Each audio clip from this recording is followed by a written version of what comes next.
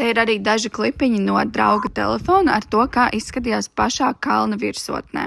Un tas ceļš lejup izskatās vienkārši briesmīgi stāvs. Te jau viņš ir nonācis lejā, un viņš pierunāja arī mani kaut vai mazliet pamēģināt.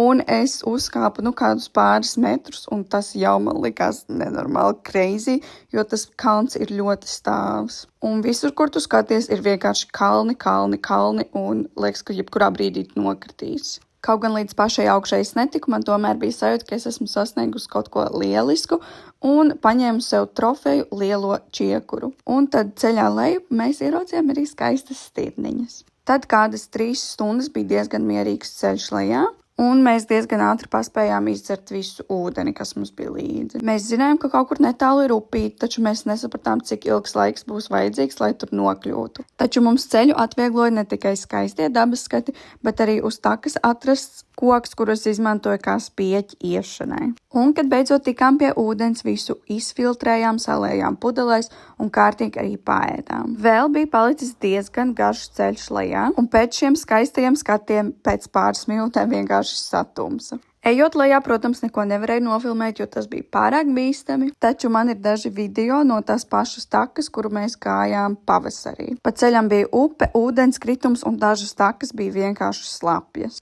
Vai es minēju, ka mēs neko no šī neredzējām? Protams, mums bija arī lampiņas, taču takas ir dažādas. Un brīžiem bija arī kaut kādas margas, kur var pieķerties. Tas tiešām likās kā dieva dāvana, jo kādā brīdī man likās, ka es vienkārši nolidošu lejā. Un kamēr gājām lejā, es kādas 2 reizes paspēju paklupt, mēs iespējams redzējām lāci, taču beigās tikām drošībā un par to milzīgs paldies manam draugam. Jo, kad bijām kempingā, es vienkārši atlūzu. Pa nakti atkal gulējām teltī, paēdām kārtīgi brokastis, un pa ļoti skaistu, bet stāvu ceļu, kuru rotēja ne tikai kalni, bet arī oktobra lapas, mēs devāmies mājās un pa ceļam piestājām kādā īpašā pilsētā.